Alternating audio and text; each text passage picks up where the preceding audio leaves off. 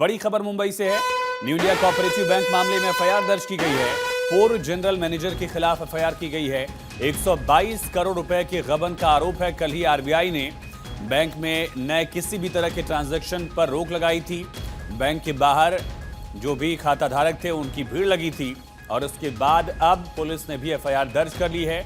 जो पूर्व general manager था उसके खिलाफ गबन का आरोप है। 122 करोड़ रुपए की राशि का गबन करने का आरोप है। गलत तरीके से लोन दिए गए और इसी के साथ लोन माफ भी किया गया, एनपीए किया गया दरअसल।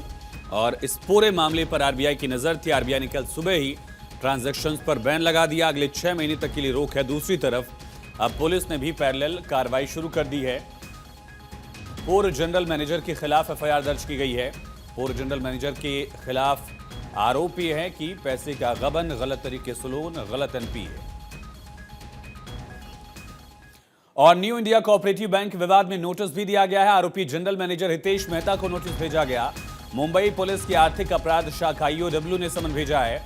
ये बड़ी और अहम खबर। मुंबई पुलिस की ईओडब्ल्यू विंग जो है, इकोनॉमिकल ऑफेंस विंग, इस पूरे मामले को इन्वेस्टिगेट कर रही है और जनरल मैनेजर मेहता को, हितेश मेहता को इस मामले में समन भेजा गया है, नोटिस भेजा गया है।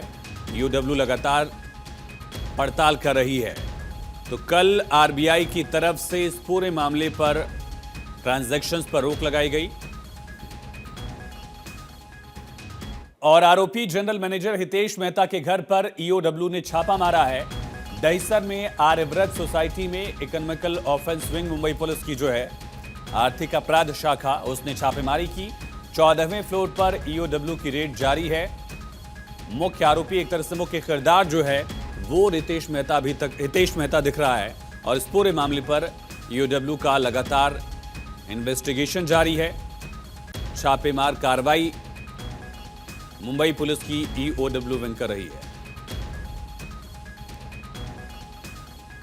और सीधा रुक करेंगे, हमारे साथ सहयोगी सत्य प्रकाश सोनी लाइव कनेक्ट हैं।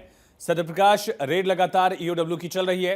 हितेश मेहता का रोल क्या है और क्या सवाल जिनके जवाब जो है मुंबई पुलिस की टीम तलाशने पहुंची है?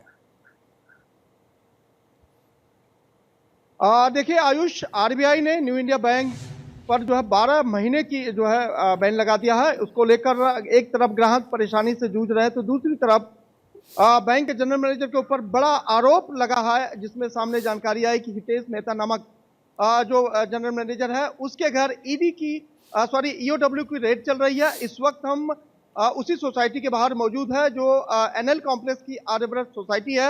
आपको तस्वीरें सबसे पहले दिखा दें कि मुंबई पुलिस की तैनाती यहाँ की गई है। मुंबई पुलिस के जवान यहाँ तैनात किए गए हैं और आज सुबह से ही जैसे ही जानकारी आई उसके बाद ईओडब्ल्यू की टीम यहाँ पहुंची। करीब 6 से 7 अधिकारी यहाँ मौजूद हैं। हालांकि डीसीपी भी यहाँ आकर गए। वह तस्वीरें भी हमने दिखाई कि किस तरह से डीसीपी जो है एक शख्स को जो है ये आर्यव्रत सोसाइटी से लेकर जाते हुए दिखाई दे रहे हैं। दूसरी बात है कि अभी भी उनके घर में रेड चल रही है, क्योंकि यह मामला 122,000 करोड़ का है और जिसमें घोटाले की जानकारी मिली है। आर्यव्रत सोसाइटी में इस वक्त दहिसर पुलिस के अलावा ईओडब्ल्यू की टीमें जो है मौजूद है। जानकारी यह भी है कि थोड़ी देर बाद जो है जो हितेश मेहता है उन्हें लेकर अपने साथ ईओडब्ल्यू दफ्तर जाएगी, जहां पर पूछताछ की जाएगी। लेकिन इस बीच लगातार जो है जांच जारी है, क्योंकि लगातार ये कहा जा रहा था कि जिस तरह से आरबीआई ने अचानक न्यू इंडिया बैंक को 6 महीने के लिए बैन किया था, जिसमें जानकारी यह आई कि अब बैंक के महानिदेशक द्वारा ईओडब्ल्यू को शिकायत की गई। इस शिकायत की जांच के लिए टीम बनाई गई। ईओडब्ल्यू की टीम जब जांच शुरू की तो सबसे पहला नाम जो सामने आया वो हितेश मेहता का आया, जिसके बाद हितेश मेहता के घर ईओडब्ल्यू की टीम पहुंची और अब जो है इस पूरे मामले की जांच कर रही है। तस्वीरें दिखा देते हैं, ये वही सोसाइटी है जहां पर ईओडब्ल्यू की रेड चल रही है और मुंबई पुलिस के जवान देखिए अंदर से आते हुए आपको दिखाई देंगे। लगातार यहाँ गश्त लगा रहे हैं कि कोई भी बाहर के लोग अंदर न आए। और जाहिर तौर पर क्योंकि ईओडब्ल्यू एक इकोनॉमिकल विंग की एक सिक्योरिटी टीम है और जो लगातार गहनता से जांच करती है। अब पूरा मामला सामने आया है कि बड़ा आरोप जो है हितेश मेहता और उनकी टीम पर लगा है और यही वजह है कि महानिदेशक ने इस पूरे मामले में जांच के लिए एफआईआर दर्ज करा था ईओडब्ल्यू में। ईओडब्ल्यू इस पूरे मामले की अब जांच कर रही है। इसी बिल्डिंग के 14वें फ्लोर पर आयुष दिखाते हैं कि 14वें फ्लोर पर देखिए यहाँ पर ईओडब्ल्यू की रेड जारी है। इस वक्त जो है ईओडब्ल्यू के तमाम अधिकारी इस बिल्डिंग प्रीमाइसेस में मौजूद है। मुंबई जी। पुलिस की सुरक्षा लगाई गई है। तस्वीरें भी दिखा रहे हैं कि किस तरह से मुंबई पुलिस की सुरक्षा टीम यहाँ मौजूद है और लगातार जो है यहाँ हलचल देखने को मिल रही। जानकारी है कि थोड़ी देर बाद जो है हितेन मेहता को अपने साथ ईओडब्ल्यू की टीम जो है ईओडब्ल्यू दफ्तर ले जाएगी, जहां पर आगे की पूछताछ करेगी। सत्यप्रकाश, हितेश के अलावा और कौन से किरदार हैं और कौन से उसके सहयोगी हैं जिन पर आगे पड़ताल हो सकती है, जिनको आगे पूछताछ के लिए तलब किया जा सकता है? देखिए, सूत्रों से यह जानकारी है कि हितेन मेहता सिर्फ अकेले नहीं है, उनके साथ 12 और लोग जो कमेटी में शामिल हैं उनसे भी पूछताछ की जाएगी। क्योंकि कमेटी का क्या रोल है, हितेन मेहता का क्या रोल है, ये तमाम चीजें जो है ईओडब्ल्यू जो है खंगालेगी और जानकारी लेगी। जिस तरह से लगातार 2022 से ही आरबीआई ने न्यू इंडिया बैंक को इसमें अनियमितता की बात कही थी। उसके बाद 23 में भी मौका दिया, 24 में भी मौका दिया, अब 25 में आकर जो है कहीं कहीं आरबीआई के द्वारा एक्शन लिया गया है। 6 महीने के लिए एक्शन है। हालांकि 12 महीने की अवधि बताई जा रही है, लेकिन जो ट्रांजैक्शन का पीरियड है ग्राहकों के लिए वो 6 महीने का बताया जा रहा है। इस बीच अगर जांच में कुछ चीजें सामने आती है तो जाहिर तौर पर उसके खिलाफ एक्शन लिया जाएगा। और इसी जांच को आगे बढ़ाते हुए जब ईओडब्ल्यू ने जांच शुरू की तो हितेन मेहता का पहला नाम सामने आया। हितेन मेहता का नाम आने के बाद जानकारी ये मिली कि इसमें न सिर्फ हितेन मेहता बल्कि 12 लोग और उनके शामिल जो उस कमेटी में थे। तो जाहिर तौर इस पूरे कमेटी की जांच की जाएगी। उसके बाद यह स्पष्ट हो पाएगा कि आखिरकार किस तरह का यह अनियमितता है, घोटाला है, गड़बड़ी की गई है। सत्यप्रकाश, क्या आश्वासन जो कस्टमर्स से उनको मिला है? मुख्यमंत्री देवेंद्र फडणवीस का भी कल स्टेटमेंट सामने आया, सरकार इसे किस तरह से देख रही है?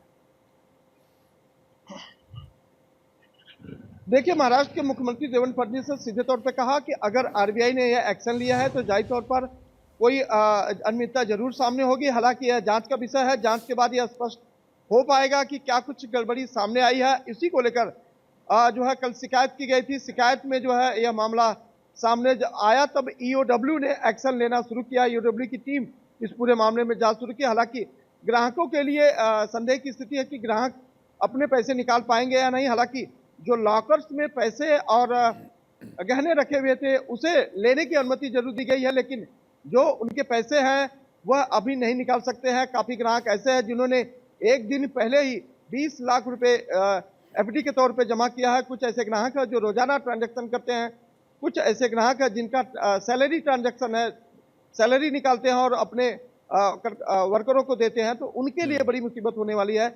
लेकिन जिस तरह से गड़बड़ी सामने आई है, जाहिर तौर पर यह बड़ा आरोप लो है कहीं न कहीं पूरा मैनेजमेंट के ऊपर लगा है, जिसमें जनरल मैनेजर के ऊपर यह आरोप सामने आया है।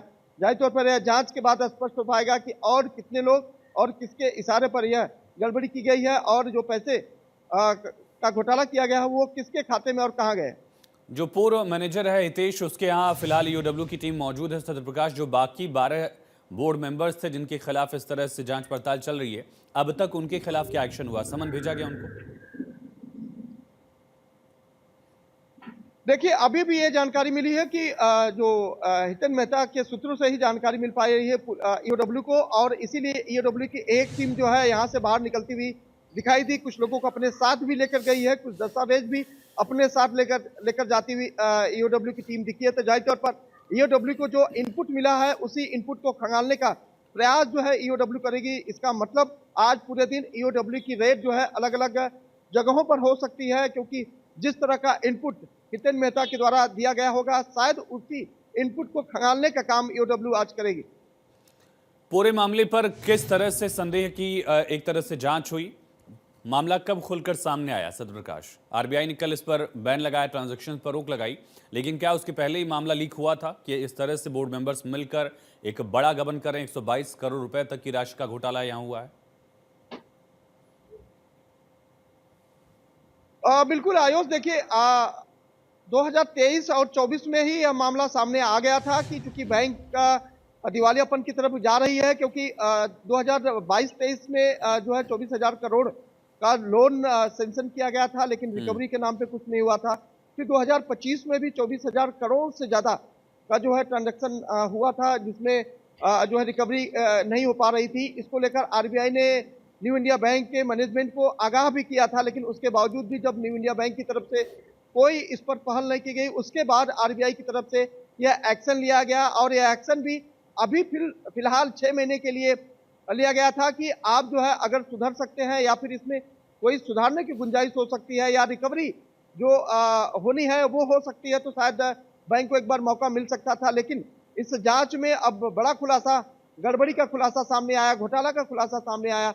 अब इस घोटाले की जांच जो है ईओडब्ल्यू कर रही है। जाहिर तौर पर आरबीआई के बाद दूसरी जो जांच एजेंसी होगी वह ईओडब्ल्यू होगी। ईओडब्ल्यू इस पूरे मामले की जांच कर रही है, क्योंकि जब भी 50,000 करोड़ से ज्यादा का मामला होता है तो जाहिर तौर पर इस पूरे मामले में ईओडब्ल्यू की शाखा जो है जांच करती है। तो ठीक वैसे ही सामने मामले आया जिसमें अब जो है ईओडब्ल्यू की टीम जो है मुंबई के दहीसर इलाके में जो एनएल बिल्कुल। कॉम्प्लेक्स की आर्बन सोसाइटी है उसके जी। 14वें फ्लोर पर मौजूद ठीक। है और लगातार इस पूरे ठीक। मामले को खंगालने में जुटी हुई है। सत्यप्रकाश, तमाम जानकारी के लिए बहुत शुक्रिया आपका। लगातार आप नजर बनाए रखिए, कोई अपडेट होगा दर्शकों तक हम पहुंचाएंगे।